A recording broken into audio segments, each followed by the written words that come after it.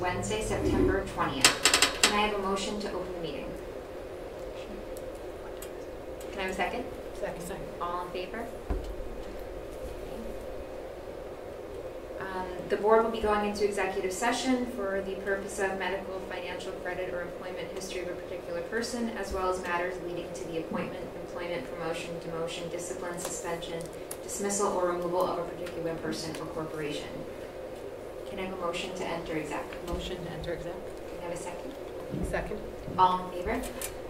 Okay, the board will be back at approximately 7 p.m. Good evening. Today is Wednesday, September 20th, and this is the Hendrick Hudson Board of Education meeting. Can I have a motion to approve the agenda this evening? One second. All in favor?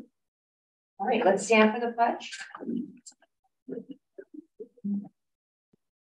To the flag of the United States of America, to the republic which stands one nation under God, indivisible, with liberty and justice.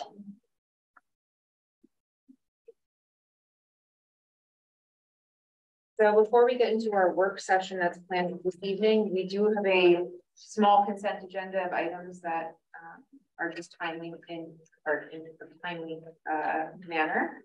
Does anybody have anything to pull from the consent agenda this evening? Can I have a motion to approve the consent agenda? Motion to approve the consent agenda. May I have a second? Second. All in favor? All right. That's it.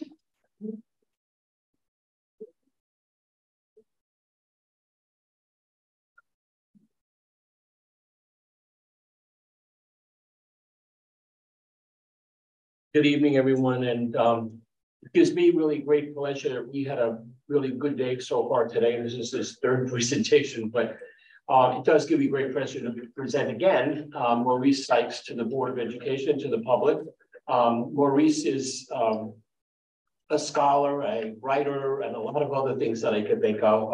Most important, I think, is a good human being and somebody with a big heart and really understands early childhood education, which is the real reason for asking him to come here and work with us in terms of us looking more at what is it in our framework that we want, and he does a nice job of building, and I don't want to take his thunder away, about early childhood, and what we do with early childhood really reflects on what the district is as a whole. And I know he's been a deputy superintendent in Washington, D.C., and I make the comment earlier that we figured we went back since early mid-1990s when I did some consulting for him in the D.C. schools, and we remained friends ever since. So with pleasure here, I'd like to welcome Mr. Sykes. Well, thank you. It is a great pleasure to be here with you in the beautiful Hudson area. I grew up in upstate New York, in Schenectady to be exact, which some New Yorkers don't think is a part of New York. But anyway, it's a pleasure to be here with you. And it's been a very exciting day talking about young children, which is what I'd like to talk about. I also know that you all have read my book, Doing the Right Thing for Children, which was my first book. And then recently I wrote a book called Child Care Justice. And so I would like to start the evening because I made a big faux pas earlier today that I didn't discuss the book that one of my colleagues who's in the audience had marked up the book. She was ready to discuss it, but we went on to other things. But I do want to hear from you in terms of your response to the book or questions you have about the book.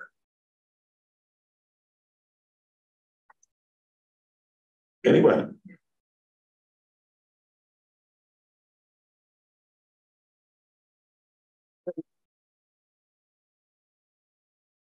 In the book, you talk a lot about dignity for children, and I thought that was important. Just it's the part of a holistic approach for kids and learning. So I thought that was very important. And I don't know if you can emphasize on that, the importance of that in community, in parenting, and also in teaching in our curriculum as well, where it applies. So to talk a little bit about the dignity of children. Any other things that you would like to talk about that the book prompted you to think about? Social justice and children feeling like they belong where they are, because that's the start of how they will learn. Okay, social justice and children having a feeling of belonging.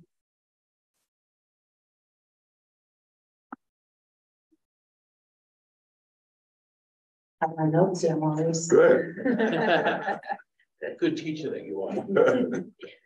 I wanted you to talk about the inclusive practices and how it advocates for creating, or you advocate for creating inclusive classrooms and environments where all children, regardless of their abilities and backgrounds, have the opportunity to learn and thrive. Okay. Inclusive environments.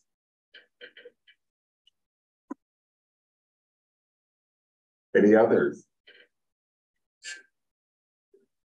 I think we all touched on it a bit, but the DEI component in curriculum and just in schools in general, and how we can incorporate that to best give kids the best opportunity in their learning structure as well. Okay. Any other topics that come to mind? When he does that, maybe he can talk about the professional development for early, well, all educators, but for educators and staff.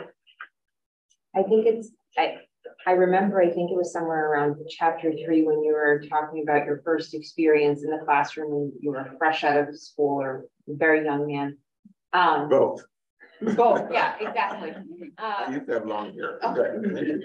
And I think you kind of at one point seemed to have a realization that, like, I don't think you knew what you were going into, and then all of a sudden you realized that you were more than enough for those children and the way you connected with them. I think I would like to hear more about what do children really need in those early days. Okay. Anything else? Yeah. Also about the leaders that we have in the schools and how important their role is when we are looking at who they are and how they are presenting all of that to the children and what we want our children to be. I think you nailed a lot of what we want to look at and the questions at the end of your chapters. I think those are really good focus points for us. Any others? When you talk about the leaders, there was one reference in the book when you spoke about one of your colleagues and how you're going to let him go, but you knew he was good. Mm-hmm.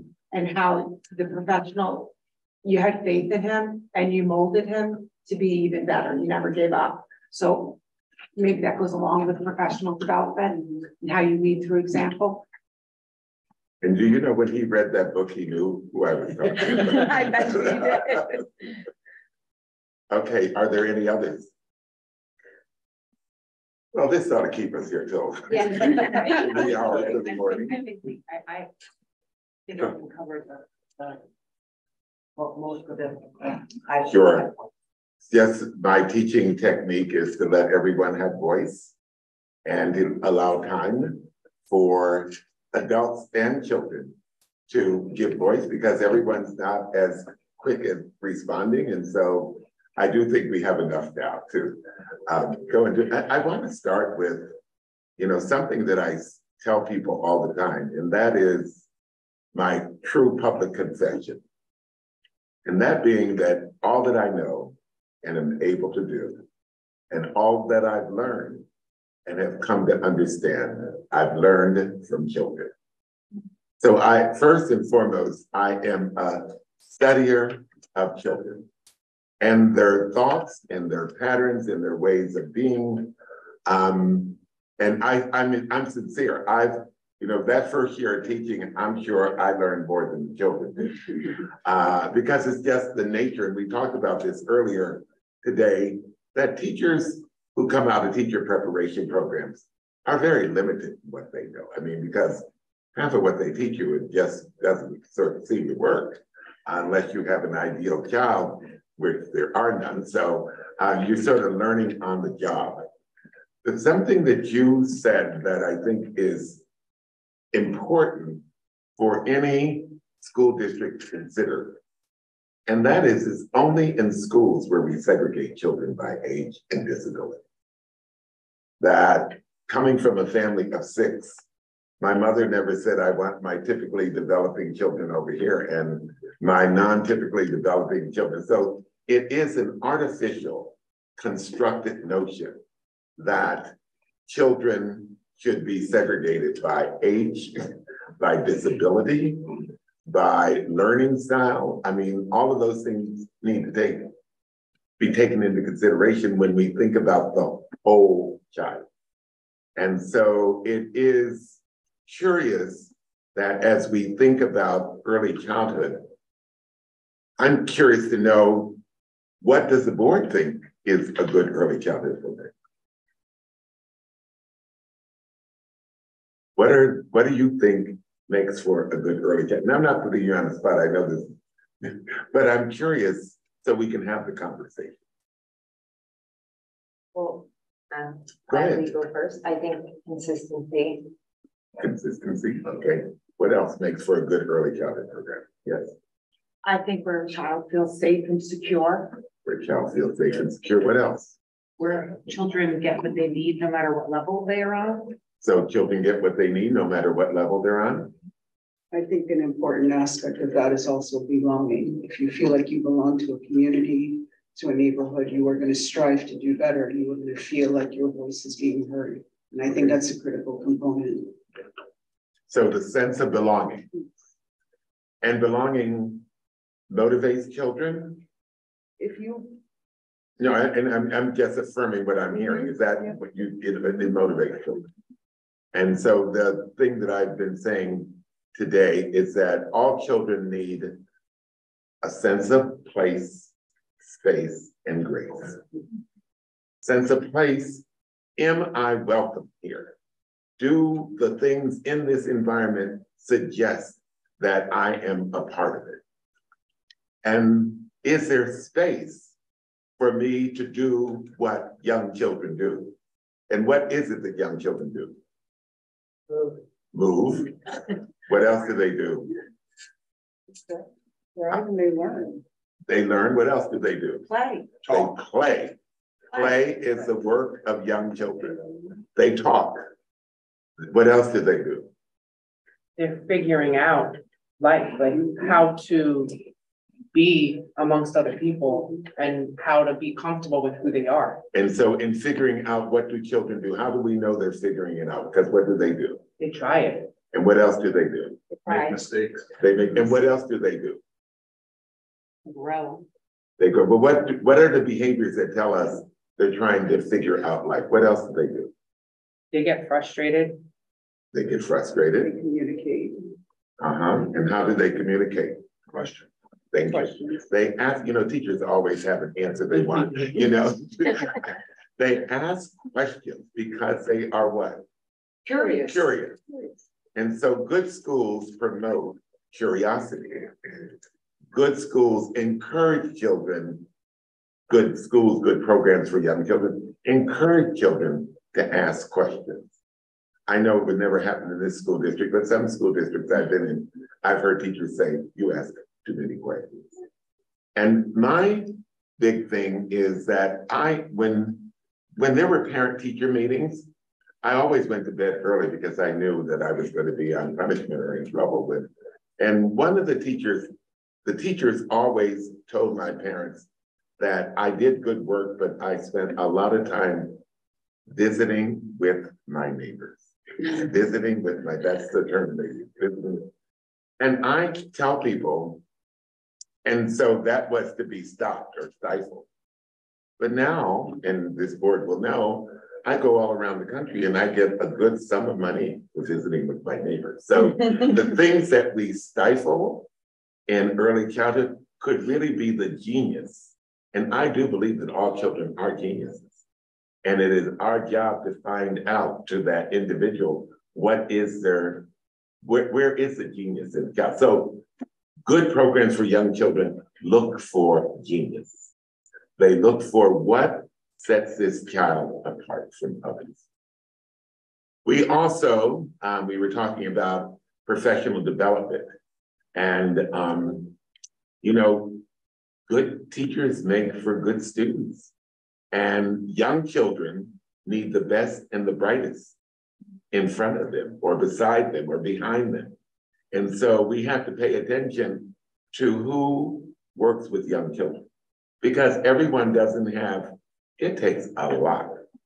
You know, people say it must be nice working with young children. They're so sweet. Well, first of all, they're not all sweet. And secondly, they exhaust you. By mid-morning, you are exhausted.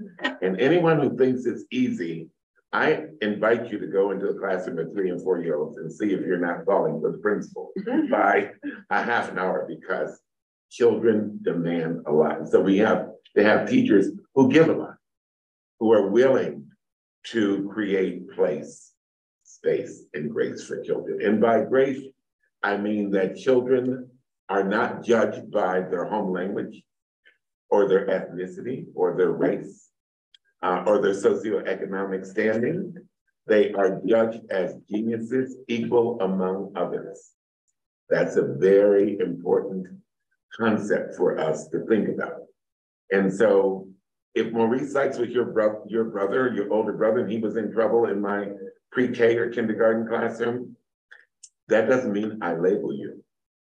You give me the grace to demonstrate who I am. And this is a little factoid that you might be surprised at.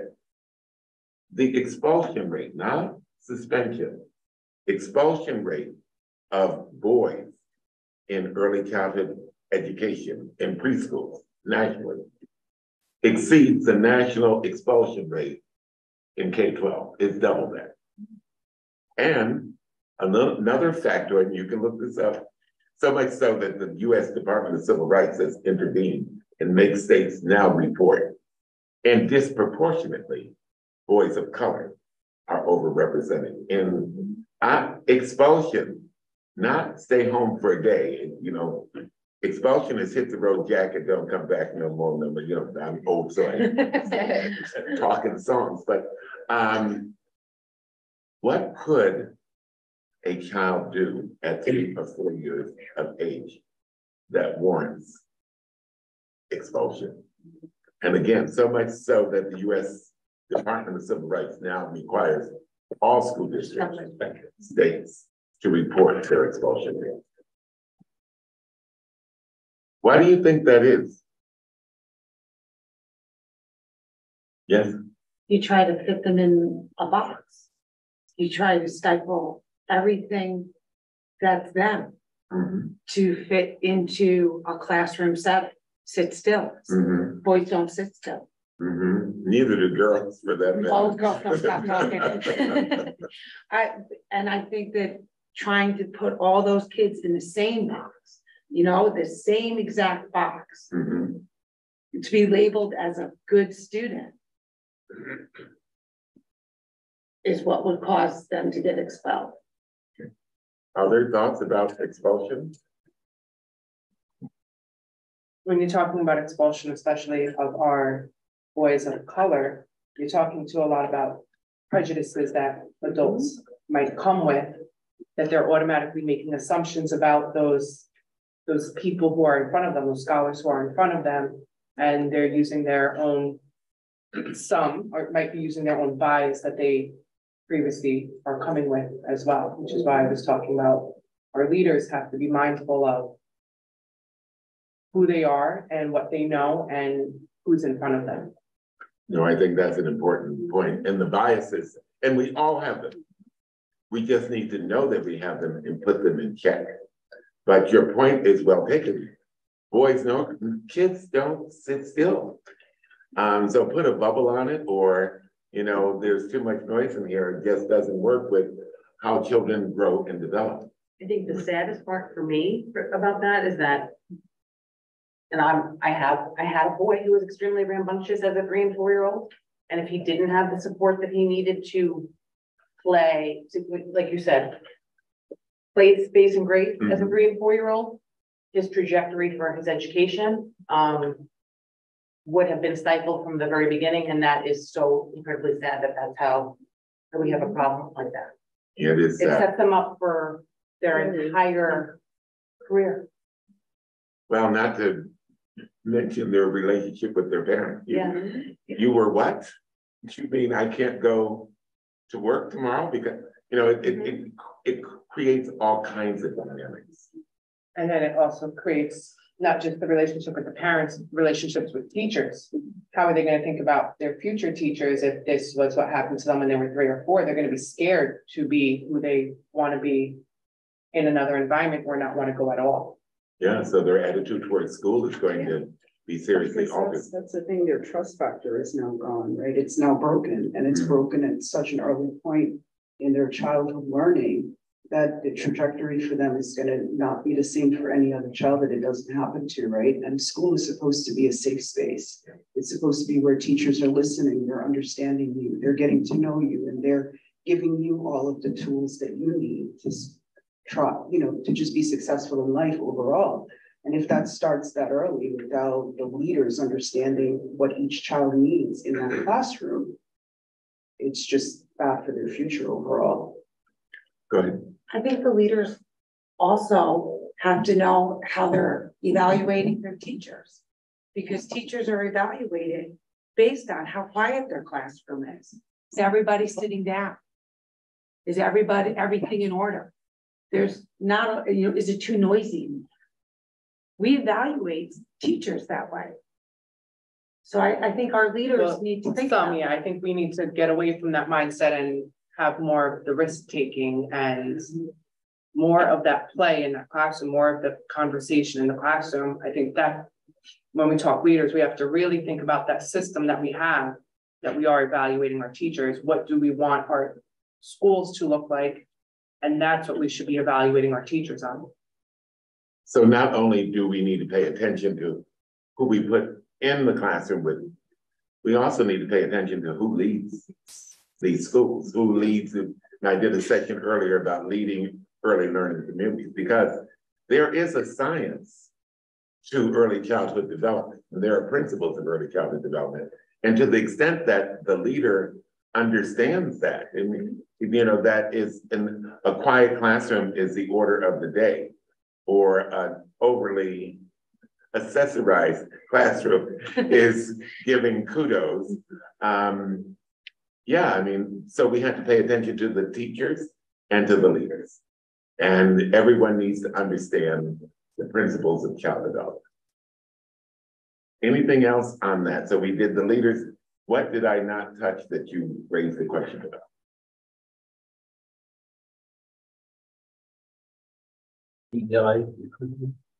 So say a little bit more. Who brought that up? Okay. Say a little bit more about the EI in the book and what you saw there.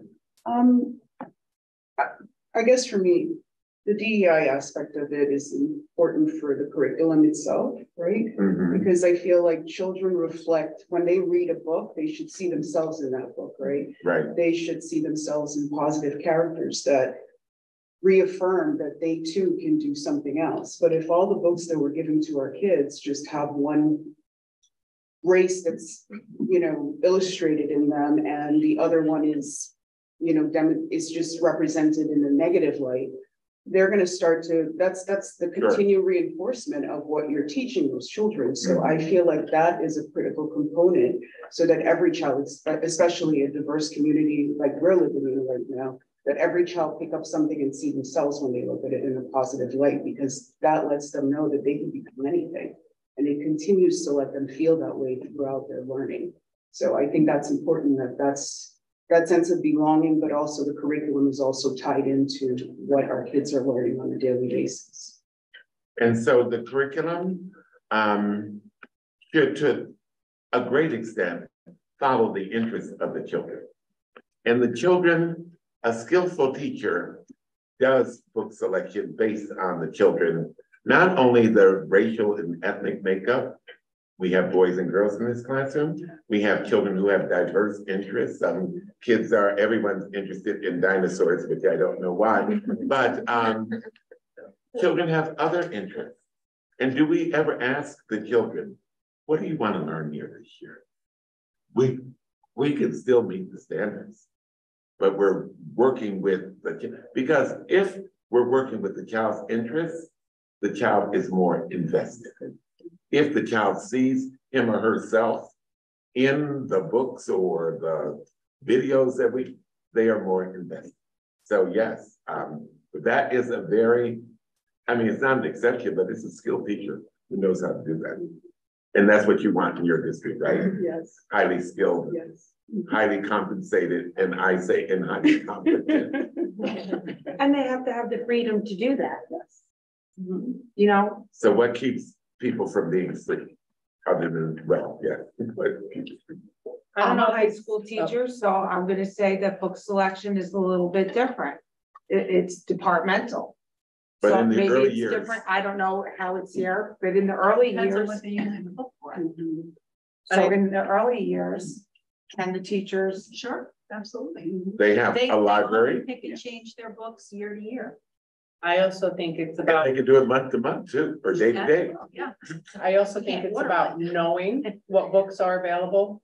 Knowing what the students want, knowing what books are available and being able to, again, take that risk to try it, because a lot of times we get stuck in what we want or what we have been doing. And it's now reassessing every year, who's in front of, like, every year we need to look at who is in front of me and make sure the curriculum is reflecting those 20-something students that are in that room, not based on what I've done previously, not the way it has been.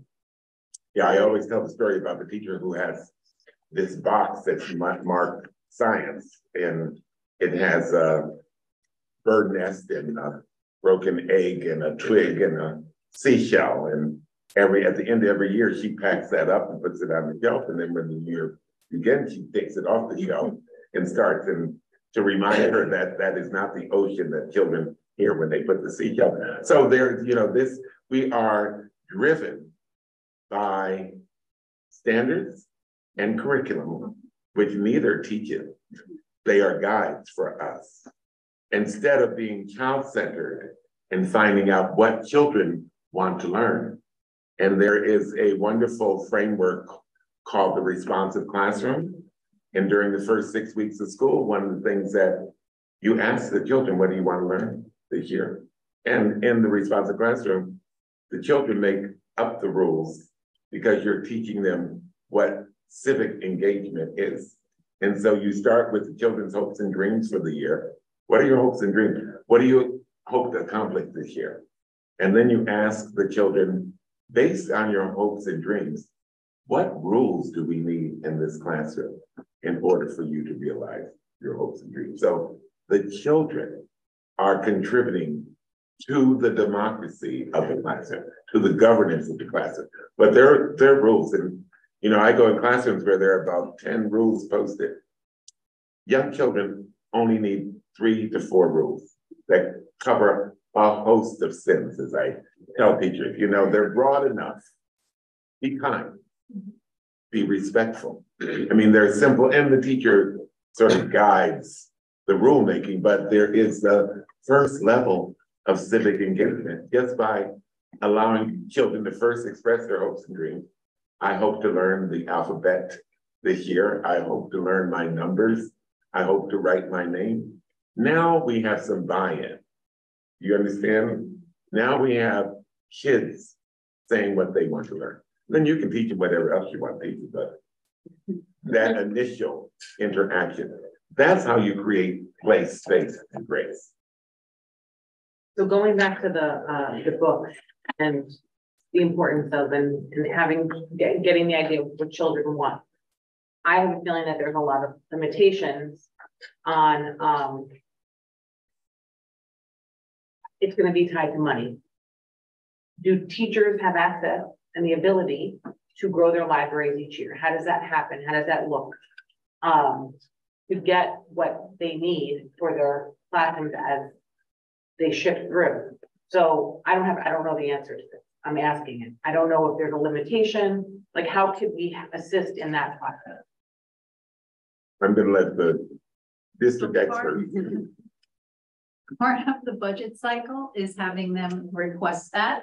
So I think I mentioned this earlier, maybe in one of the subcommittee meetings, that this year, the middle school teachers, the LA teachers asked for new classroom libraries. So we gave them money for that. We have given the elementary teachers in the past money, but honestly, there should be money in every budget cycle for them to upgrade their library.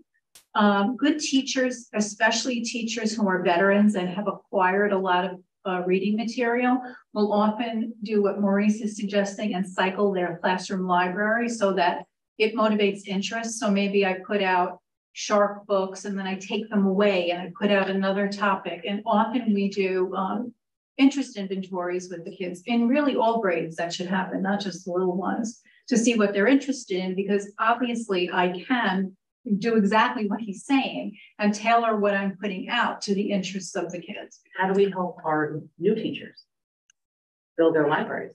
Oh, that should be part of what they get when they come in the door, not just, now a lot of the curriculum materials come with library materials, and that's part of the conversation we're having right now, actually. But again, a new teacher compared to a veteran teacher who's had maybe 20 years to acquire literally thousands of books. We can't do that right from the get-go, and I'm not sure you should buy it all at once anyway. But there should be something for them to start with. Yeah, and so this year we have quite a few new elementary school teachers start. Did we help them in supporting them, and did we help them? They have curriculum materials. I don't know what they inherited in terms of classroom libraries, because those were existing positions. I think it's important to find that out. We can do that. So I'm curious about, in Washington, D.C., which is where I live, the library will prepare books for teachers if they request them. In addition to what they have in their classrooms, they can get books from the library, which is another, because we want teachers who are resourceful as well. But you're talking about in our own school library. No, in the public library. Okay, well, I'm sure that could be arranged. No, I'm just putting that out as a possibility. Yeah. The thing about books that are often associated with curriculum, they often do not get to what you're asking about. And so you do have to supplement.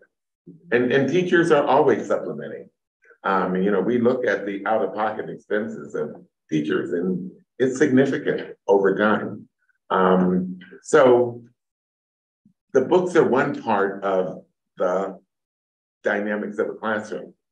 And children need access to early literacy experiences that are developmentally appropriate, because that's how they start their emerging reading, by first just turning pages and making up the story. It has nothing to do with but they make up their stories. And that makes them feel that's their first efforts at reading. Jen wants to, you and you, Jen?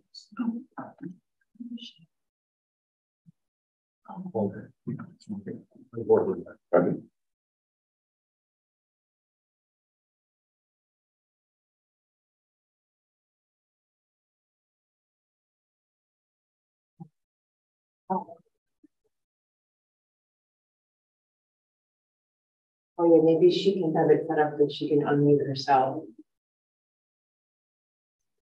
So sorry, I was trying to ask, when I was reading your book, you talked about what does it look like actually in classrooms I guess it's a little bit of a DEI, but more so than that is, how do you provide for kids to make sure that you give them a level playing field? Like how do you see that looks like in a early childhood in an early childhood classroom? And when you say a level playing field, you mean how do we create equity in classrooms? Correct. Okay. So, this is going to sound a little bit trite, but I talked about it earlier today. Good early childhood practices and programs take care of the equity issue. What we do not have consistently across school districts are high quality classrooms for all children. And there's a new book out by a group of researchers, and it's called Segregation by Experiences. And what the researchers say is that when they go to schools, early childhood programs, for privileged children, where privileged children go to school, and where they go look at schools from under-resourced communities, because the real issue is resources. that there's a difference. And the difference is it's more span and control in the under-resourced communities and more open-ended, engaging, inquiry-based, imagination, problem solving, language development in programs that are serving privileged children. So the equity issue is to make sure that all children have access to that high quality program.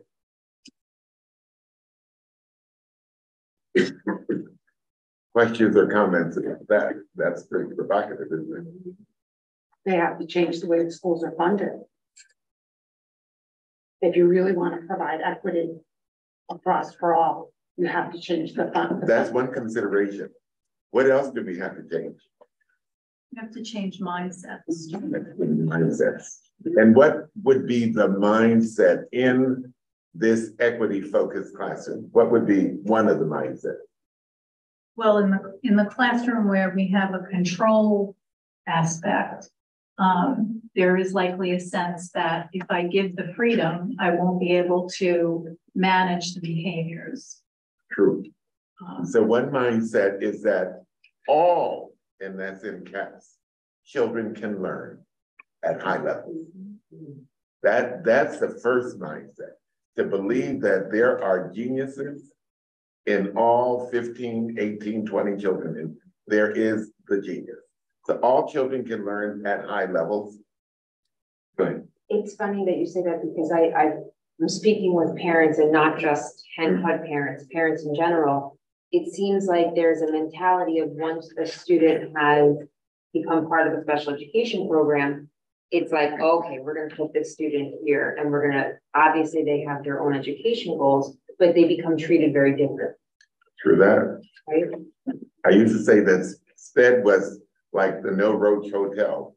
The roaches check in and they never check out. I mean, that you stay in that milieu, in that venue, and people's attitudes toward you. You know, the big thing is, and I'm not making fun, it's just that people think that all children, what teachers tell me now, I think he's on the spectrum. And I say, we're all on the spectrum. I mean, this is just language. We all have disabilities. We're all on the spectrum.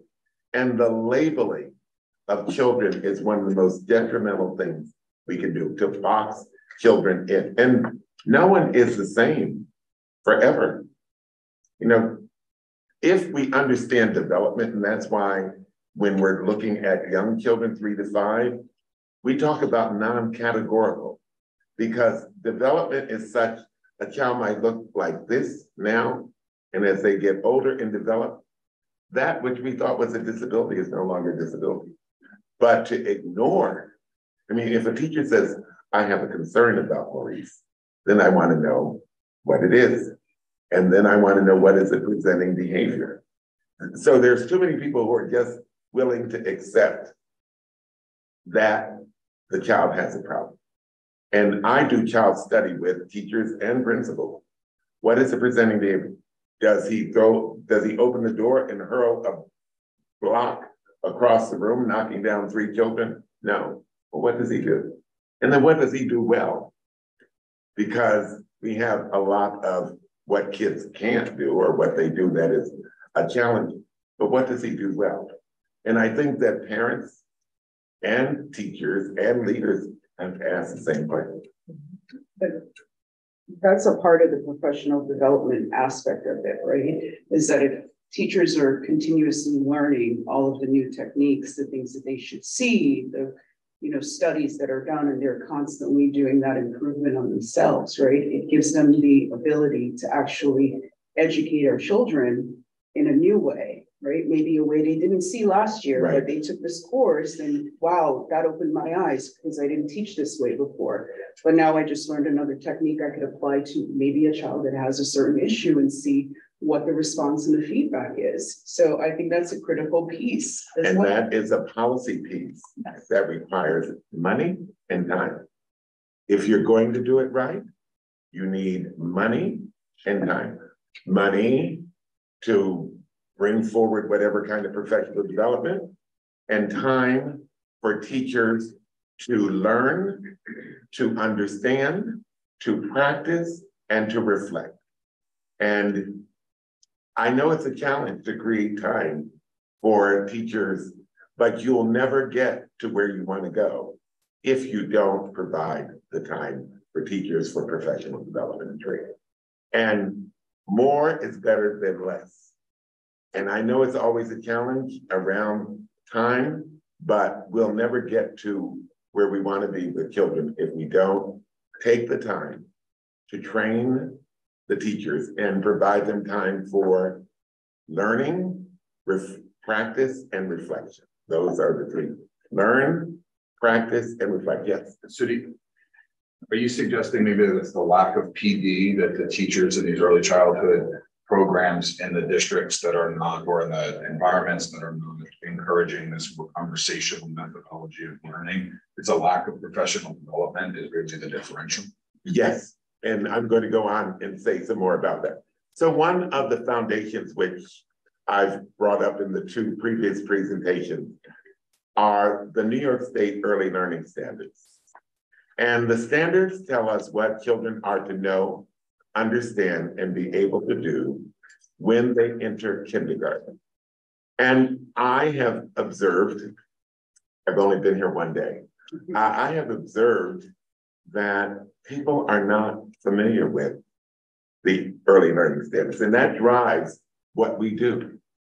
And I've talked about unpacking the standards. So the first training that I would provide would be to train, to unpack the standards, to make sure that all early childhood teachers, not only pre-K, but kindergarten teachers too, because oftentimes kindergarten teachers have unrealistic expectations about what kids are. When they talk to me, they want them to do this, and I say, and so what are you going to do all year if they come to you knowing all that? I mean, we should maximize what you'll, but there is a span of knowledge that kids can cover. And so that's a good example. I don't know if there's been district-wide training on the New York State Early Learning Standards. It hasn't been apparent to me in my interactions by I actually learned a little bit about that through my child's preschool, because here in Henhead, I don't know how much you know, but UPK is new to us. Right. We introduced it last school year and we have it again this school year, but it's for a very small population. So while we're here, can I ask you your perspective on UPK, and is it something that should be rolled out across all students? What is the benefit of that? What happens to the children that aren't accessing the same educational benefits? Can you elaborate? Sure, and that's a nice segue into my PowerPoint presentation. We didn't so, practice that. Yes, but it's good. You're good. Can we go to the first slide? So here we have, and you have the presentation. When we invest wisely in children and families, the next generation will pay that back through a lifetime of productivity and responsible citizenship. So early childhood, pre-K, is an investment in the future. And it contributes to three things: school achievement, if children get the right foundation, and that's where we have to work through the 30 issues. So school achievement, workforce development, because if these children stay in school and do well, they will once become, or will eventually become, workers in our community. And they also contribute to the economic vitality of your community because they will be tax-paying citizens. And so we discussed earlier today, we either invest on the front end or we invest on the back end, which is dependency on all kinds of subsidies, food. And you know, the incarceration rate is comparable. We look at the low literacy level of people who are incarcerated, and it's low. And you know, if there had been a place, space, and grace for them. So to answer your question, I believe in universal pre-K. We have it in Washington, D.C., and it is not means tested. Any parent of a 3- and 4-year-old has free universal pre-K. Anyone, not based on income or anything like that. So I believe in it because what we know is that 90% of the brain is developed in the early years of life. And so and we know a lot around neuroscience, how the brain functions, to know that children who are from stimulating, engaging, awe and wonderment environments succeed in school and in life. And the difference is that all children are not getting the same dosage. And that's what leads to the inequity. So there are core concepts of development, and you have them in front of you, so I'm not going to read them to you. But child development is a foundation for community development. So if we invest in our children early, we will get the return in the community. All aspects of adult human capital, from workforce skills to cooperative and lawful behavior, build on the capacities that are developed during the early years. So this is a foundational work that we're doing here. Any question about that concept? Not about the concept. Okay. Since we don't offer it to everybody, aren't we basically promoting inequity within our own district? Thank you. Well, here's what I say about that. We have to start somewhere. Right. And better that your school district started with small numbers, because there's a lot of learning. I mean, we don't want to mess up too many kids. No. So there is a research and development aspect to any new undertaking. And so the real question is not how many we serve. What can we learn about while we're doing this? What can we learn about how to do this?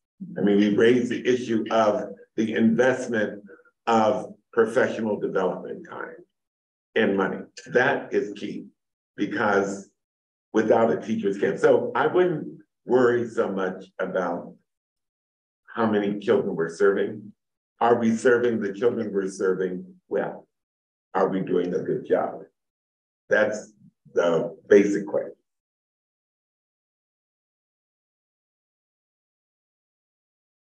So the core concepts of development. So the second concept is brains are built over time.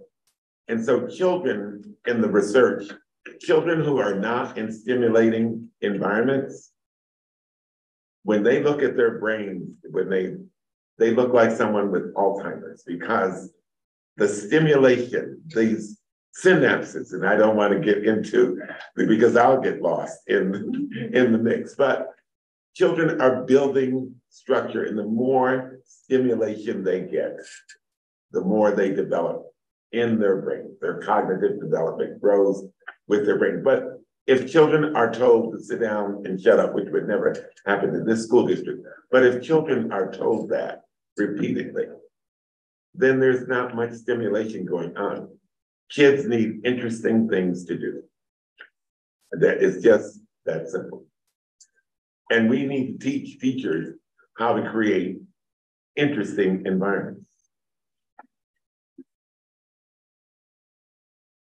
So the third concept is the interactive influences of genes and experiences literally shape the architecture of the developing brain. That's really what I was saying in garbled speech, but it is that the stimulation is influenced by the experiences that children have. And the first and most important one is the quality of relationships. Children, so there is a core theory of success, and it says that the quality of relationships contributes to the quality of thinking, which contributes to the quality of action, which contributes to the quality of results. So if we want to have high quality results, we need to have high quality relationships between teachers and students. What do you think about that? Can you elaborate a little bit on a high quality relationship? Because I'm thinking, oh, all my kids have wonderful relationships with their teachers. Can you kind of? Well, tell me how you know that. I'm not challenging. No, yeah, just because they're happy, they're growing, they're making progress, they enjoy their days, you know. And what do you think contributed to that on the teacher's part? Them giving my child what they needed, getting on their level, looking at their needs as a student. So I'm finding it. Yeah, that's I'm skillful. Yeah, I like that. Yeah, thank you. Yeah, but not every one of our children comes home every day feeling like that. You know, there's a lot of children that go home every day and aren't happy and, you know, aren't feeling like they're getting what they need, or they're crying, or whatever that looks like. So I think I think teachers connect with, it's just natural human nature, connect with, and it's easier for them to connect with certain kids, maybe the kids that maybe cause them a little bit of a behavioral issues a little differently, and how they manage their classrooms. I mean, my kids have always had great teachers, but there's always going to be the days they come home and they're, you know. Well, sure, that's the nature. I mean, if kids didn't complain, but why would? But, you know, I think that, you know, teachers tell me they like all their children. I don't know that. I didn't like all the children I taught, but can you fake it? I was gonna say can you fake it? That's the important That's piece of being a teacher. We're both teachers, and I think for me, like when I'm in a classroom, every child, like it's like you're acting almost at times, and you have to make every child feel like they are the most important child in the room, even though there's 20 something of them, but each child should feel like they are your favorite. They are the most important person in the room. And I think that's what we need to promote within our teachers, is making sure those 20 something students all feel they are the favorite, they are worthy, they are special, and they belong in that room, and that we are meeting them where they are with the needs that they have. Even if they get on your last nerve. And you can even say that, because, you know, you're working that one nerve I got left, you know. Kids understand a lot, and they understand dishonesty too. They know when a teacher is a fraud. Mm-hmm. And some kids, even young children, will call you on it. Mm-hmm. They'll tell you, that's not fair. You know, that's not right. And so when children say to me, I like my teacher, I say, why do you like her? Because she's nice, she's fair, she lets us play. You know, those are the indicators. So if children, and everyone has a bad day. Imagine, everyone has a bad day. So do children consistently come home and they're not happy? Then we have a problem. And then what do we do to help those children? And I'm going to ask, I don't know if it's appropriate, but it just popped into my mind because I know you had the teachers this morning with you. How did they react to this? Like, was there a conversation around this with them? Because I'm curious about their perspective on this. Because on which part? I guess how they feel about, do they have enough? What happens when they have a bad day? You know, dealing with the classroom management, what the kids' needs are. Do they have what they need to do that? I was going to ask the same thing, because I think that the amount of energy that goes into making 150 kids feel special is draining. So do they have time to relax and to reflect so they are not burnt out? Because if the teacher's burnt out in front of your child, they're never going to build those relationships. Do we have space here for the teachers? So one of the things that, you know, we blame everything on the pandemic, and I'm old enough to know the song Blame It on the Bossa Nova, but many of these conditions existed before the pandemic, and teachers were burned out before the pandemic. I mean, this burnout has been going on for a long time. What we have not paid enough attention to as an educational establishment is the emotional well-being of teachers. We've been told, suck it in. You know, that's what you signed up for. And so now we are paying more attention to teacher well-being. There are assessments, there are schools that give teachers a break. You know, there's a big movement to a 4-day work week for teachers. And we are now just realizing, because no one wants to teach anymore. That's part of the problem. There is a shortage, a national shortage of teachers. Teachers are saying, you can take this job and do whatever you want to do with it. I'm not here anymore.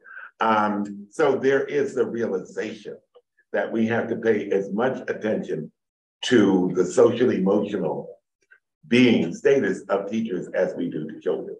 And so that's an emerging issue in the field.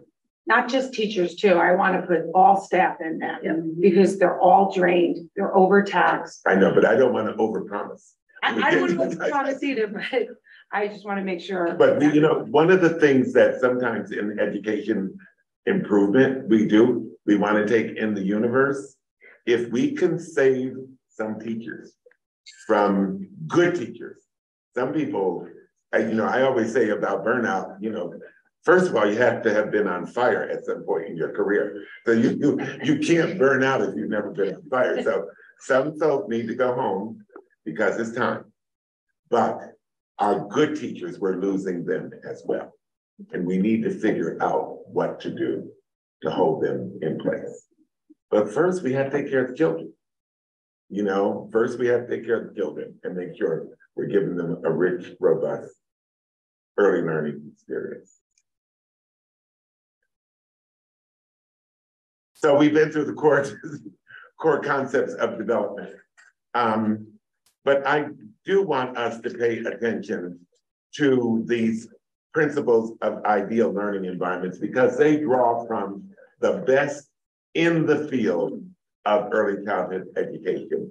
And they're drawn from approaches including Montessori, Reggio Emilia in Italy, which are considered the best infant, toddler, and preschools in the world.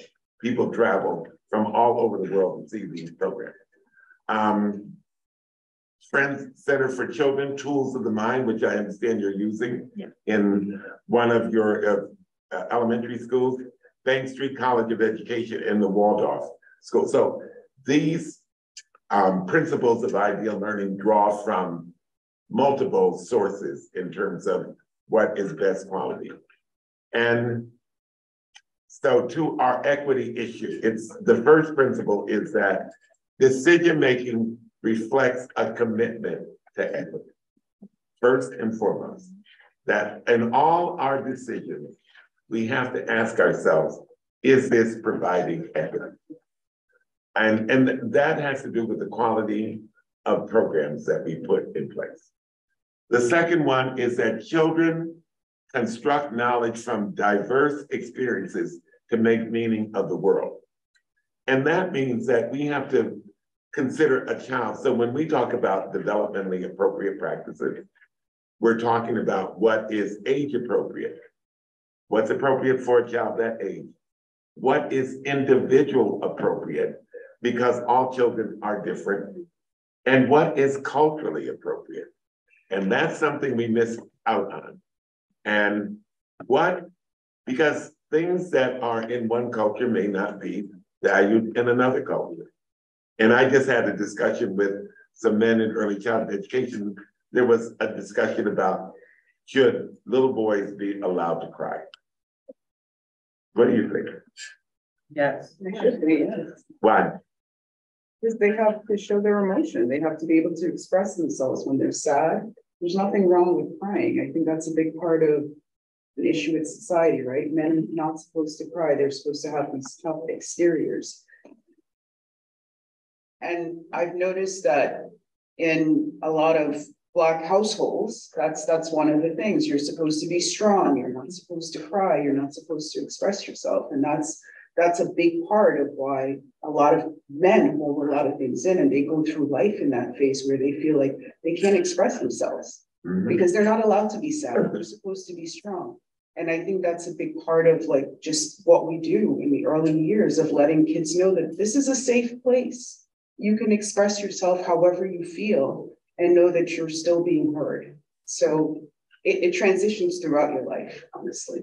I'm going to say a little bit about cultural awareness. I'm Russian, and neither boys or girls were supposed to cry. It's a sign of weakness. So I can tell you right now, the way that I grew up, crying, even to this day, makes me uncomfortable and makes me extremely uncomfortable in a public place. Showing that sign of weakness. So I think there's a cultural awareness here that we have to be, you know, like, just because I think it's okay, another child might have been brought up differently. Not that it's a good or a bad thing. No. I was just gonna say that I'm from the West Indies. I came here when I was 16 years old. I spoke broken English. People didn't understand me for a very long period of time, but that's a part of also our culture. Men are not supposed to cry. That's not really, you're not allowed to cry, same thing. So it's a cultural thing. And I think once teachers understand that they're dealing with a variety of different kids in their classroom, and we understand that their reactions are going to be different, having the tools to learn how to deal with them and address them and how to help them is key. So I think that's a big part of it too. A cultural confidence. Yes, absolutely. But how do you tell a 3-year-old if they can't cry? You don't. I don't know. Well, I don't know. But my parents somehow did it to me. Yeah, well, listen, we could teach a monkey how to read, but what is the most appropriate thing for, is it not a part of development that young children express emotions by crying, by yelling, so when we impose our adult views, and what I had to say to the men I was in, there's a lot of urban legends and folk tales about children, but I'm talking about development, the principles of development and how children, I'm not so sure, to your point, that telling young men, boys, children, infants and toddlers and preschoolers not to cry, I'm not sure this is my theory, so that repressed emotion manifests itself in unsocial behaviors later on, because that expression of feeling were not. So young adults, and we have a major murder and mayhem problem in Washington, D.C. I'm not so sure that those kids did not only, they may have gone to a great preschool, and that's why the continuity of early childhood has to go beyond pre-K. Because children can have a wonderful experience in pre-K. And then there's a story of a teacher who said, a kindergarten teacher who said to the children, okay, last year you were in pre-K and you played around, and here we take care of business. That message to children is a strong negative message. And so it's not just the pre-K teachers we have to pay attention to. We have to pay attention to kindergarten, first grade, second grade. You know, the continuum goes up, but if kids are not having the same rich experiences during their early years, it won't work.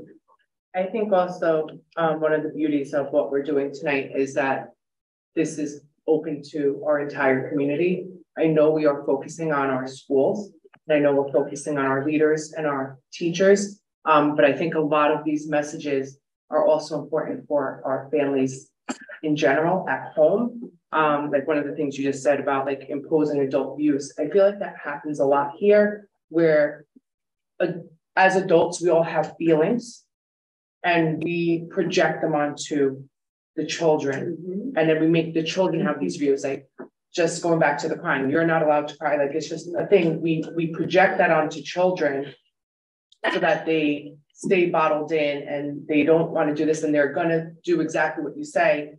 And I know we're talking about, like we said, our teachers, like we have to make sure they're not doing that. I think it's such a great thing right now that we are opening this up to the public, and that you had a session with parents before, so that we can change as a community and really come together with everything that you are saying. So one of the things that we talk about, and I don't believe in readiness because children come into the world ready to learn, but that is popular to talk about school readiness. And it cannot be just the children. So to your point, we talk about ready children, ready schools, and ready families and communities, because it takes all three to make it happen for children. So we, as a school district, have a responsibility to listen to parents and to communicate with parents. And so it is, which is different from broadcasting to parents. Understanding where they're coming from, what they're saying.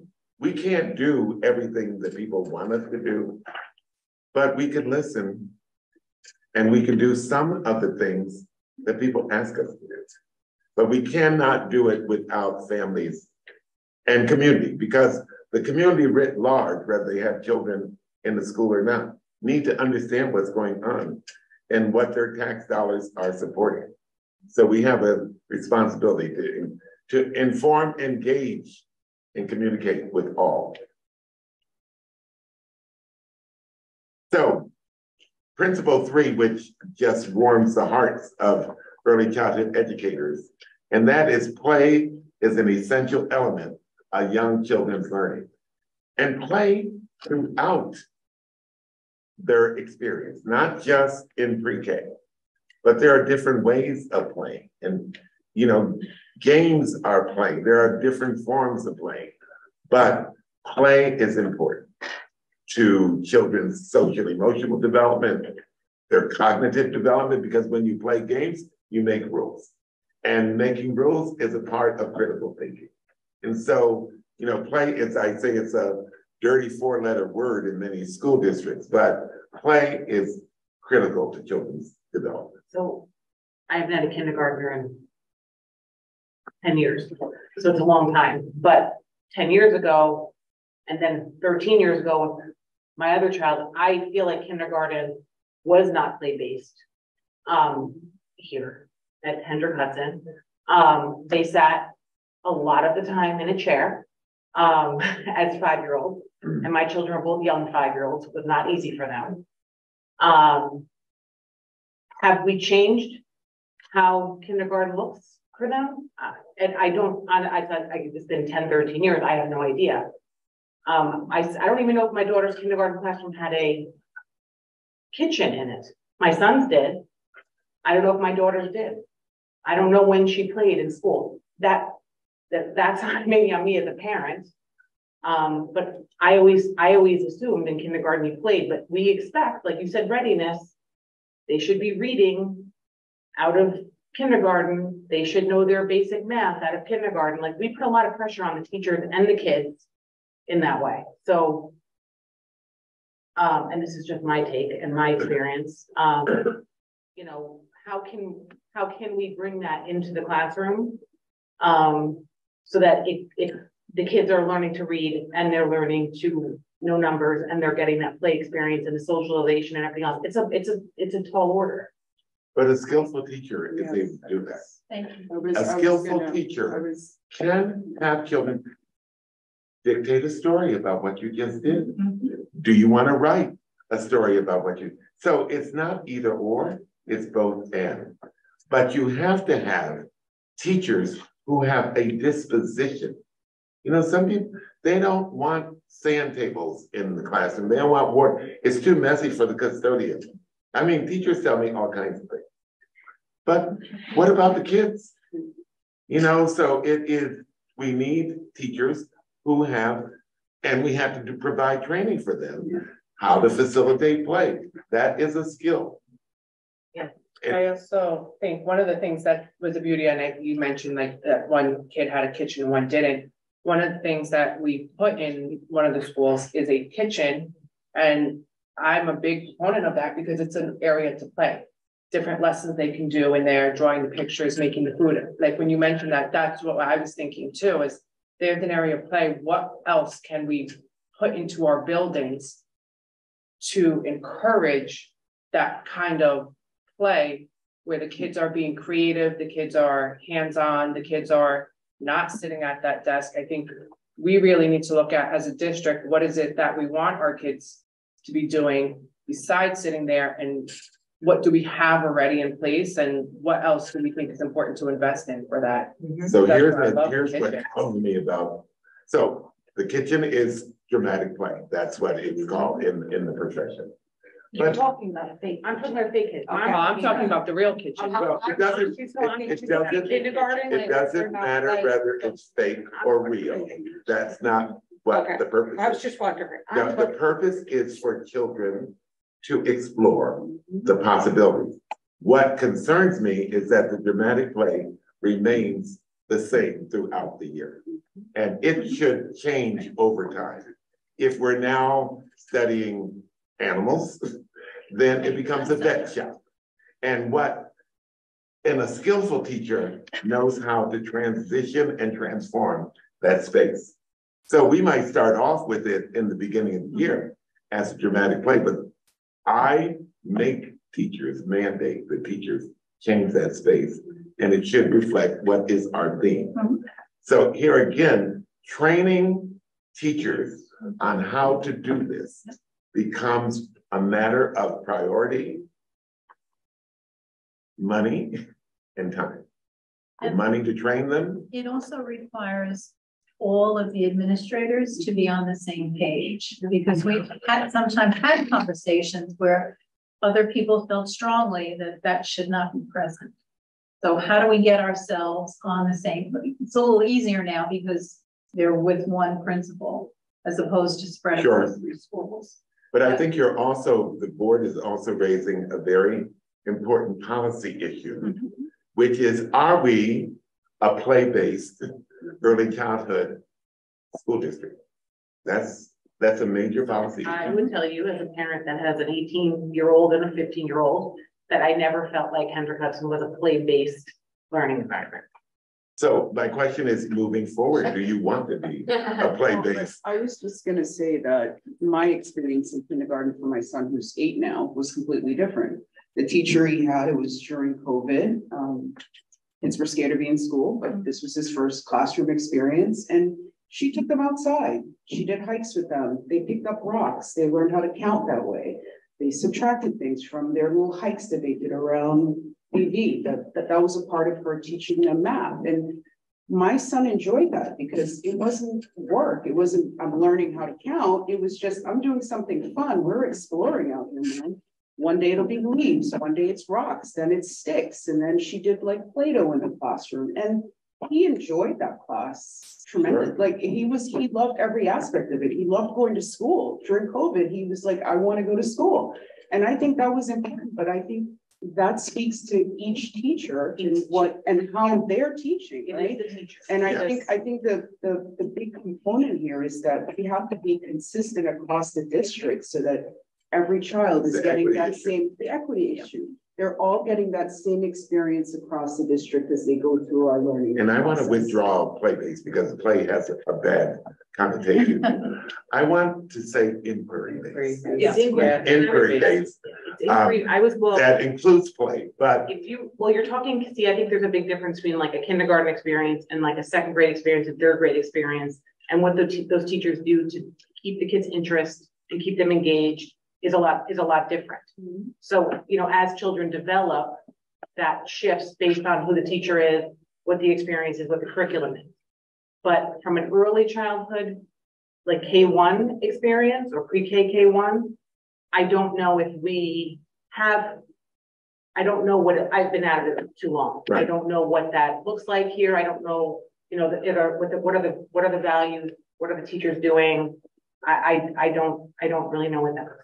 And that's what we call continuity of instruction. And so the question might be, the policy question is, do we have continuity of instruction? And is it based on solid principles of child development? That inquiry would get you to concluding what you want. Because it sounds like it's a little bit of find that out. Ask your people, ask your superintendent. I mean, Because each of them has freedom in their classroom to teach the way that their style and what they, right? We always allow them to do that, but there is a approach that is this school district's approach to teaching and learning. And that's what you want everyone. You can use your own, to a certain extent, you can use your own imagination and creativity. But do we see joyful learning going on when we go in the classroom? That's the real question. Are children engaged? Not sitting still, not attempting to do cursive writing or some. I hope so. I don't know.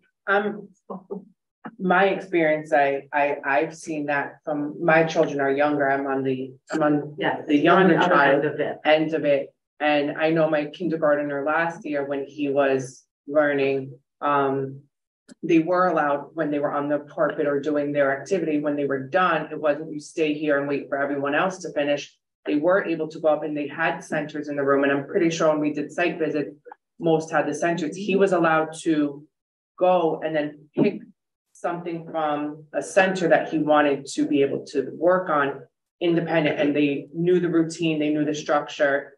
So he was able to go and move on to the next activity when he was done, while everyone else was getting done doing what?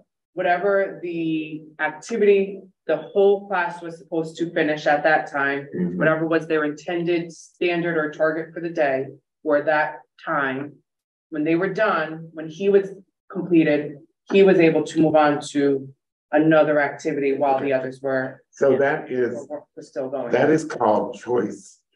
Yes. As a reward. But it's not because that child, your child, should be able to do that anyway. That should be a natural part of the day.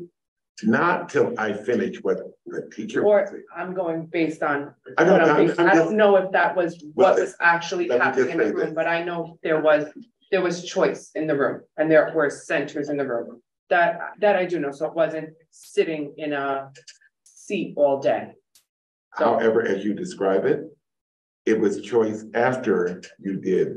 Potentially. Okay. I don't know. I don't want to. So let me just clarify what is choice. Choice is children come in the classroom after we have our group meeting and they can sign up or choose what center they want to go to. Then there are some children who need some work, need to learn something. Then you say, you three, you need to come with me. And because everyone doesn't need, and I'm not saying this about your job. And that could vary. I'm going based on what my I'm just explaining a concept of high quality early childhood program. And simply, choice is choice. Some teachers say, when you finish that, you can have choice. Some teachers say, you can choose. Some of you I'm going to have to pull because I want to work with you. So I'm just trying to make the distinction between the different. If you're going to be a high quality, inquiry-based, play-based school district. And leaders have to be able to distinguish between those things. So I will share that years ago, I started out as a kindergarten preschool, public kindergarten. The very first, I was hired, I think the day before school started. It was an emergency leave of absence. And so I took over a kindergarten class. And my principal, knowing that I was brand new, having come out of a private preschool setting, bought me a book called Joyful Learning by Bobby Fischer. And I learned how to run my classroom through a choice board. I remember explaining that at parent night and having people look at me like I was insane, that I was going to give kids choices and they would manage their day. And I have to tell you, for all the years I taught kindergarten, I never had a kid misbehave. I never had a kid miss a center. The kids at lunchtime would look at the choice board and they'd remind each other of what activities remain. And that is exactly how we functioned. We pulled the kids in groups based on what they needed from us at the moment. Both had a marvelous full-time teaching assistant who was my right hand. But those were some of my favorite years. And I was blessed to have a lot of those kids again later in 4th grade. So, but that is to overuse the word, a joyful way to work with children. And I would argue it can be done at any age if you have that disposition as a teacher. And if you believe in the children. Yeah. If you believe, this is all about believing in children. Yeah. And of course they mess up from time to time, but that's about growing, developing. Yeah. But is this classroom going to go totally out of control? Because that's what most teachers are concerned about. If I let up, if I give them choice or freedom, so they have to follow my rules. My rules, they didn't create them, I created them. And so all of these are provocations for us to think about as a school district. You know, one conversation, someone said, well, there are no right or wrong answers. I don't know. There are right and wrong answers when it comes to children and what we know about the science of learning and what we know about how children grow and develop. There are good ways and not so good ways. There are some bad ways too. On the principle number 3, play, we did that. 4 is instruction is personalized. This is how we talk about individualized or understanding the child. It's personalized to acknowledge each child's developmental abilities or development abilities. They all go through the same phases of development, but they go through them at different times. So all children are not at the same place at the same time. I talked about panda bears earlier today. Number 5, the teacher is a guide, nurturing presence and co-constructor of knowledge that we co-construct with children. It's not just me as the sage on the stage, I'm the guide on the side, and I work in tandem with children to construct knowledge. 6, young children and adults learn through relationships. The core theory of success, the quality of the relationship. If you're in relationship, and those of you who are teachers in here know this, if you're in relationship with children, they'll do anything you ask them to do. Is that true? They will. And they will defend you 1000% against anyone who is not doing the expectations of the classroom. And if you have everything set up, they will call the other students out if they're not doing what you want them to do. Yeah, and they say, she said, they call her she. She said that we're not supposed to do that. She said, yeah, they will call other children out. Principle 7 is the time of childhood is valued. In other words, it's not frivolous. We have to be intentional about what we do with children and how we engage them. Because childhood, as I'm learning, as I'm aging, is not infinite, it's finite. Children are only 3, 4, 5, 6, 7, 8 for a period of time, and then so, unfortunately. And then continuous learning environments. Everybody to tears. Yeah. Oh, you are young. Continuous support, learning environments support adult development. And that goes back to professional development. That people have to be continuously learning, practicing, and reflecting. And that, my dear friends, is my presentation, questions or comments, which you may both throughout, but any closing questions or comments that you have. Or what I like to do is to go around the table and your one takeaway from our discussion this evening. Starting with you, your one takeaway. Oh my God, I have a million great notes. What's my favorite?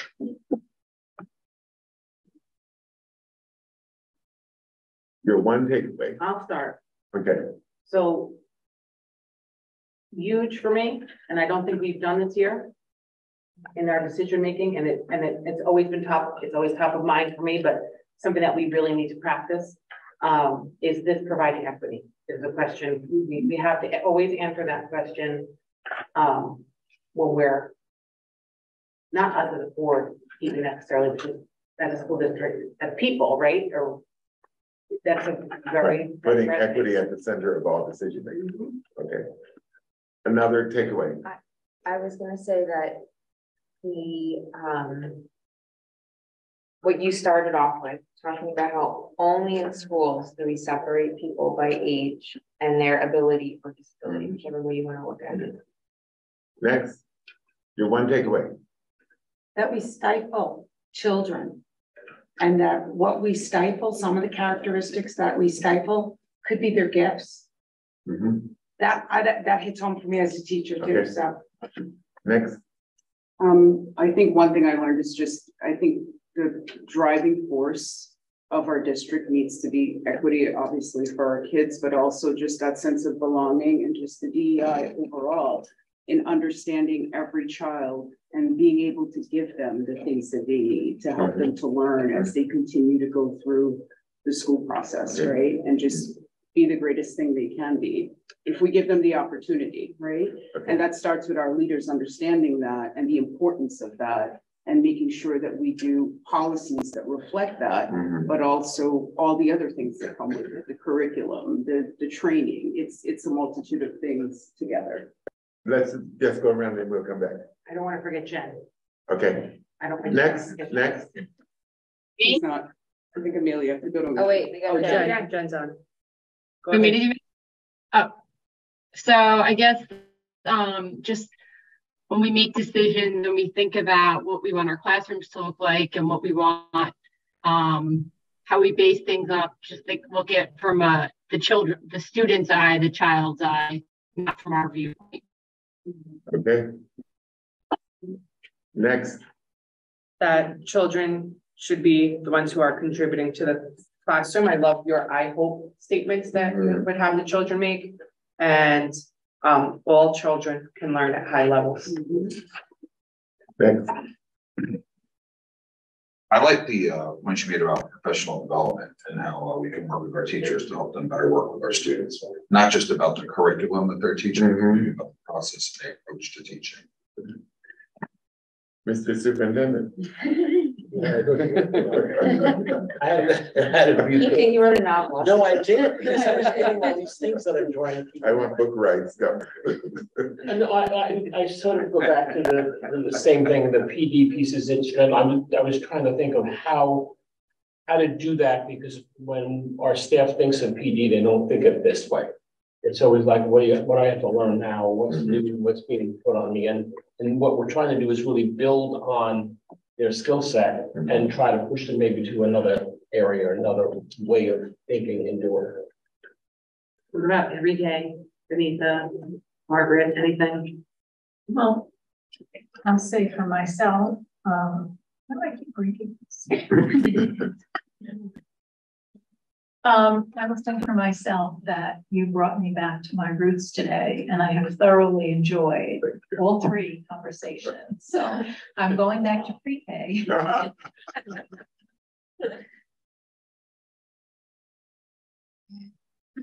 I've been hearing the sense and belonging with the students. I like how you put it, the space, the place, and the grace. That's just something I think everybody needs to hear. By coincidence, today the Wall Street Journal had an article about education in Venezuela. It just made me think how lucky we are here, because the article, and I recommend everyone to read it, was talking how poorly the classrooms are and everything. But the worst part of education is that teachers don't show up because they get paid between $6 and $10 a month, and they can only get to the classroom a couple of days a week, because then they need to go out and find how to make a living. So listening to everything that we have here today and what you explained, and compare it to other countries, that's shocking. So we're lucky. I would say yes. Yeah. Well, thank you. And thank you for inviting me. I had a quick question. I just wanted to ask, in your book, you talk about the path of least resistance in there. And what is that Can you speak a little bit more about that? I know we didn't really touch on it, but I just wanted to ask. Well, you know, there is low-hanging fruit in leadership. And sometimes we try to take on too much. And so there's going to be resistance, trust me, no matter what you do. And there's always going to be people who do not agree. And to be a leader, you have to be courageous. And that's the last chapter in the book. And it takes courage to be a board. It takes courage to make policy. Everyone does not always agree with the decision, but decisions have to be made. And if we keep children at the center of our decision-making, we can't go wrong. People may not agree, but if we say, so the path of least resistance is in part keeping clear about our purpose, our aims, and our mission. And if we're here to serve children, what does the data, what does the research tell us about what we're trying to do? I don't know if that answers your question, but it makes me feel good. It's it. So this is my third year on the board. And what I love most about this group here is that we always come back to, well, what's best for the kids? It's at the center of every decision. And as I'm sure you may know, part of our time with you and education with you is to help us make a decision in December based on the elementary school model here, which obviously ties into all that you taught us about early childhood and development and the setup of education. I want to ask you, in your opinion, are there certain grade levels that should be together? How many years is ideal to be together? And do you, from what you know of HUD and our changes in the structure, do you have a professional opinion? Well, I always have an opinion, but yeah, I do. So what we know is that the continuum of early childhood is birth to 8. So that is the framework for early childhood education. National Association for the Education of Children is about birth to age 8. There are a number of considerations. So if I had my brothers, children would stay with the same teacher, but I'm not going to go there. Because I've been born not to go there. But the span would be, and because of your facilities and the consideration of finance, it would be pre-K, K1, or pre-K, K1-2. There's continuity of instruction. It's children staying with their cohort. It's moving, it's professional development. So I would, in my professional opinion, that is the span. There's too much movement there. Too many transitions. Now I'm going back to Washington, so you don't know where I'm going when I leave here, but I mean, that's my best thinking. I guess my question is it, if you're keeping cohorts together and they're moving, is there a way for us to make those transitions less, I guess, less impactful almost, right? Like if we were to stay in the model we're in right now, right? Which is what we have, which the kids are 2 grades, they're second and third are together, right? And then they move to. So I'm recommending pre-K, K, and 1. Okay, pre-K, K, and 1. That's what I'm recommending. We have pre-K, K1 right now. Then we have a 2-3, and then we have a 4-5. And that's messy. That, I mean, in my opinion, because it goes to the issue of equity. And so if we have, I don't know how many elementary schools you have, 3. So, but do you know how the series of events went? I don't know how much history you have here or dialogue, but it was community schools K through 5 zoned by location where you lived. then we switched to Princeton Plan and it was K1, 2, 3, 4, 5. We've added in 36 seats of UPK. So we don't have pre-K, K1. We have K1 with a tiny little bit of pre-K, 2, 3, 4, 5. So what is your capacity? I have to ask the superintendent that. Well, that's what I said earlier today. So I actually made a statement that I committed the board to because she said to me, in the next budget cycle, we need to try to capture all of the pre-K. And I said, we need to look at the model and whether we can capture it all internally, which would be ideal. And what would the cost be? Again, applying the 5,400 we get per student into our own, as opposed to through what do we call them, vendors? Whatever, they're not vendors. Collaborators. Thank you. See, I even learned. No, I misrepresented. So that was what I said, and the question then becomes which configuration, as we look at them, fits. And so, like if you do pre-K to 1, we may then be short, not filling a whole building. We go to pre-K to 2, we might go over. So it's how do you find the balance so that we best utilize our 3 schools? And that's the number. I think that's what's going to have to get teased out as we settle on what do we think the configuration should be. I mean, No, go ahead. I was just going to say, in thinking about just the equity piece that you spoke about, earlier in the summer, we were tasked with kids are going to have 30 kids in a class in the 3rd, 4th, and 5th grade, right? No, it was not 30. Well, not 30. It was close to 30. It was 23. Okay. So everybody talked about it being overcrowded, right? There was a lot of things going back and forth about that. And in the span of 2 weeks, right, with the grade banding that we have, our board, everybody that sat at this table, were able to just say, hey, let's, with the advice of Dr. Lauro, let's add another section. And within 2 weeks, that was solved, right? So my thing is that every child in the model that we currently have, every 3rd, 4th, and 5th grader is going to have that same experience across the district by just adding that one section instead of it being one class has X amount of kids and the other one has Y. So I guess the equity piece is what we need to focus on, right? As we're trying to figure out this decision that we're going to make in December, because at the end of the day, it's about what we're doing for all the kids of the district, right? Overall, and what we're offering them K through 12th grade, right?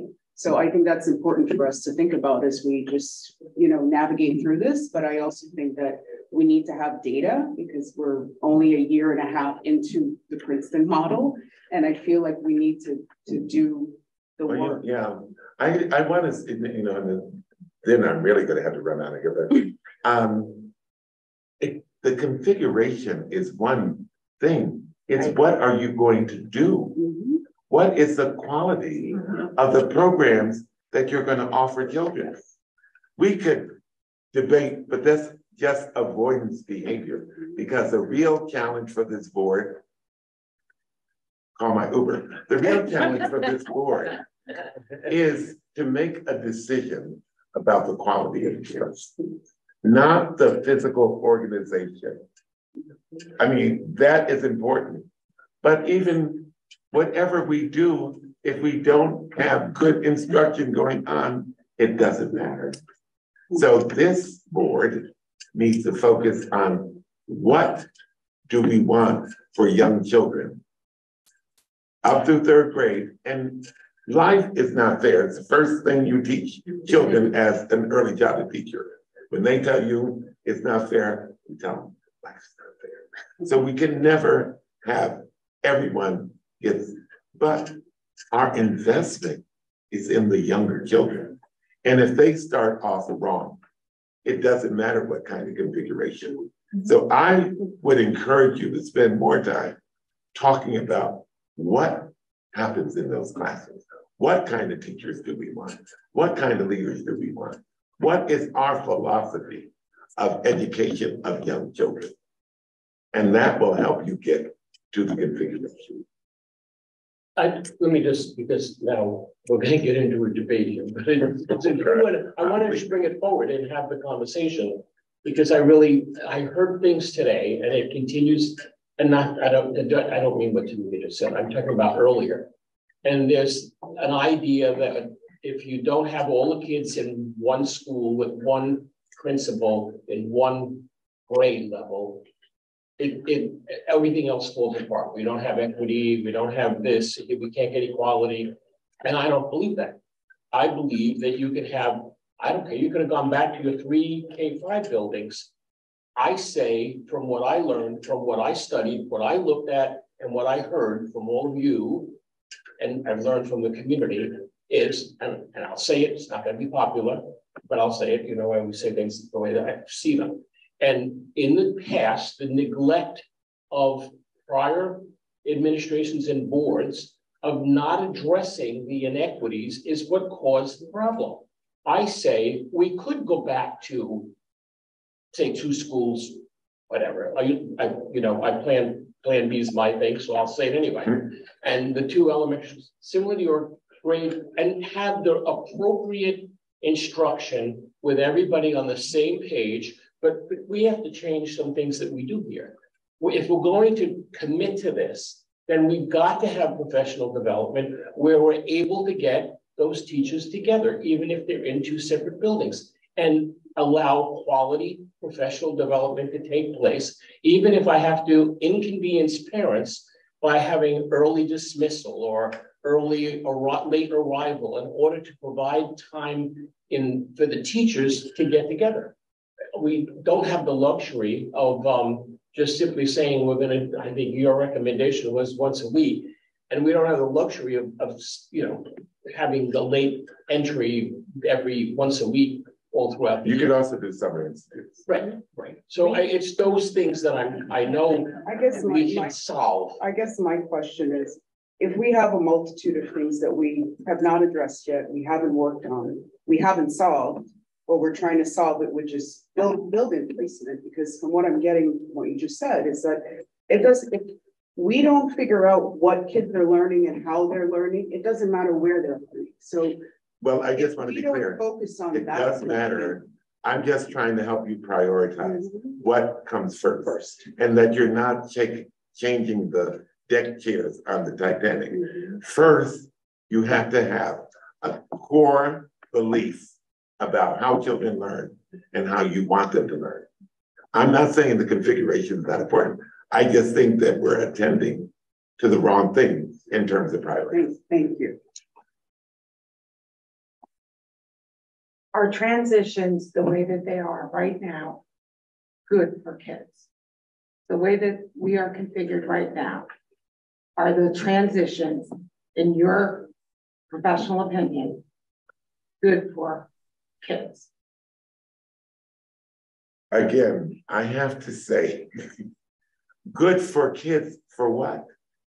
What are you doing in those grades? I'm just going to keep on pushing you back there, because if I give you a flip answer like it's good for kids, I don't know, because I haven't gone in classrooms. I need to see what's going on in those I'll give you an example. Okay. I happen to know that our grades didn't necessarily communicate. So K1's in one building, 2 3s in another, 4 5s in another.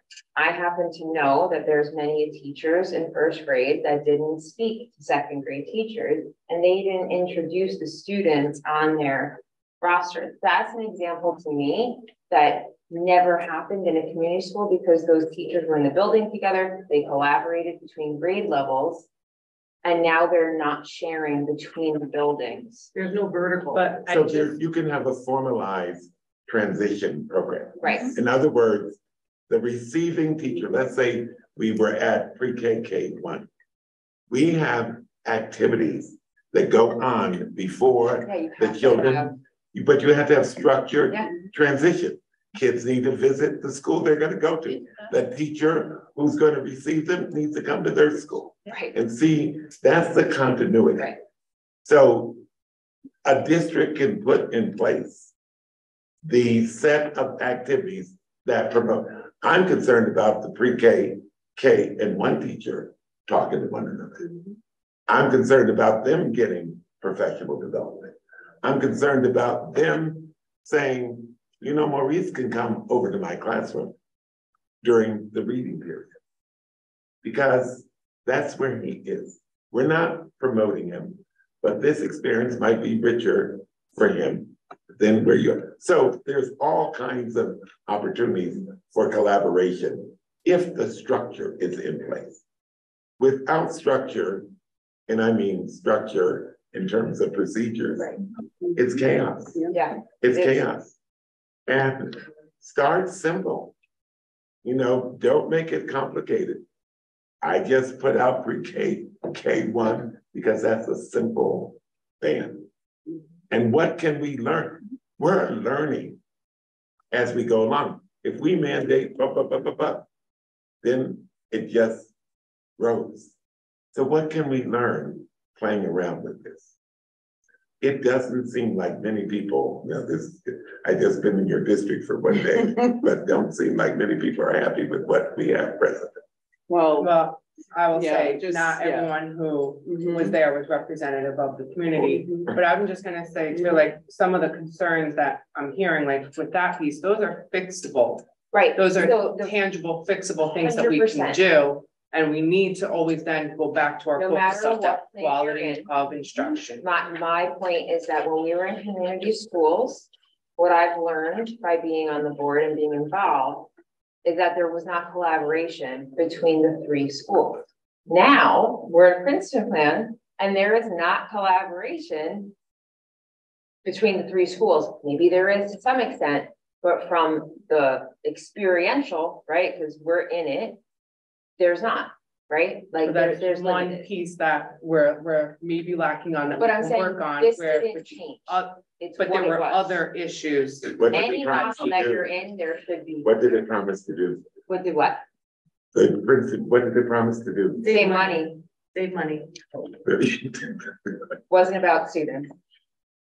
So what we're talking about this evening, just so we're clear, is about students. Yeah. And to do the right thing for children costs money. That's just the reality, if you're going to do it right. I think we also, what wasn't done when it was changed was getting community, the whole, well, no, the whole community. Like, we're going to survey, hopefully maybe do like a thought exchange with the community to get not just the people that he spoke with today, the entire community, not just to the people that are the loudest, everybody. And I mean everybody's opinion on what they want, because you said ready children, ready schools, and ready families. I want to know. And community. And communities, and the community deserves, since they pay the taxes here, what they want. And I think that, you know, I'm, for one, ready to listen to everybody, not just the loudest. And I would just add, you take all of that in, and then there are professional decisions That's that have to be made in the interest of children. That's right. You gather all the intake, but at the end of the day, I'm sorry, go ahead. Jen's trying to say something. Now, that's what I was about to say. So we do need to make sure that, yes, we listen to everyone, but at the end of the day, we make the decision in the best interest of children. This can't be about what somebody wants today or what somebody wanted yesterday or what somebody thought they had 30 years ago that lived here. It has to be in the best interest of children today, where we are presently. And I think that's really important. I think we're also in a very difficult position because those who are in it, and when I say in it, it means you have a child that's probably in grades 2 through 4, because if you're 5, they're moving on, or they have multiple children in elementary school. It's been disruptive, right? These children were impacted by the changes. There was change always causes disruption. And if you make another change, no matter what direction is it in, you're going to make another disruption. But we have to be thinking about the children who are in pre-K, who are 3, who are 2, who are 1, who don't even live here yet. Sadly, right? And I'm talking about my own kids. I have to say, well, he's been disrupted. He had a transition, whatever the plan is, whatever the board decides, he will have to deal with. It can't be about the children who are going to be disrupted again. It just, we have to take into consideration 100%, but it really has to be about the future and the long term and what's best for all of it. Yeah, I was just going to say that. I think, you know, part of this board's fiduciary duty is to do what's best for the district and for the kids of this district. I know we're all impacted because we have elementary students and kids in the grades now, but it's not really about us. It's about, we were elected to these seats to make the hard decisions of what we felt was right for the district and for all of the kids of the district. So I think if we lead with that and focus on the equity piece and the learning part for all of the kids of this district, I think we can make great decisions here that will be impactful overall for a very long time to come. So I think everybody just needs to be thinking in that realm, which I agree with you. It's just, we just have to stay centrally focused on that. It's not just about us and the ones that are in it, but also the entire district and this diverse community that we're all living in, and what people expect to see our schools looking like and represented in that student. But I would only say that the next time around, it has to be something other than saving money. Mm-hmm. Yeah.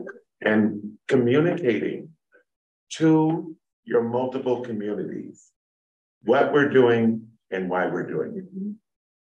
And if the interest of children is the driver, then we need to have the data and the research that tells us this is the best way to go. Because people do not like things imposed on them. And there's a preparation for getting people ready for change. I'm running a group of ambassadors of change, trying to change the mental models of people, how they perceive early childhood education. So there is, you know, and while I'm at it, and I can hear the engine of my Uber, you might want to consider like I'm out of here. a professional communications outfit. You know, you just might want to consider that.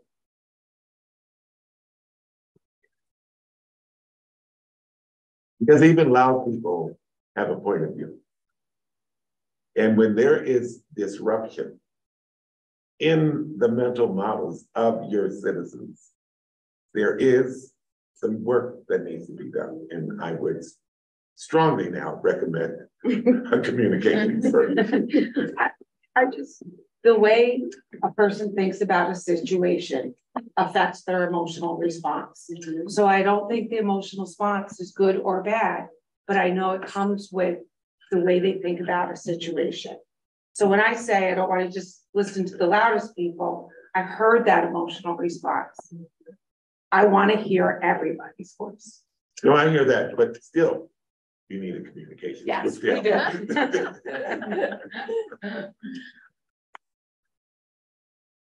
Great, I'm out of here. Thank you. Thank you. Thank you so much. My pleasure. This is very interesting. Thank you. Thank you. Right. Great. Anything else? We're saving all of our new business and policy work and all of that for our next actual board meeting, which is Tuesday. It's a Tuesday, October 3rd, because that Wednesday is high school back to meet the teacher, not back to school, meet the teacher night. Yes. So Tuesday, October 3rd is the next board meeting. All right, can I have a motion to close the meeting? Right over here. All in favor? Here. Thank you. Thank you.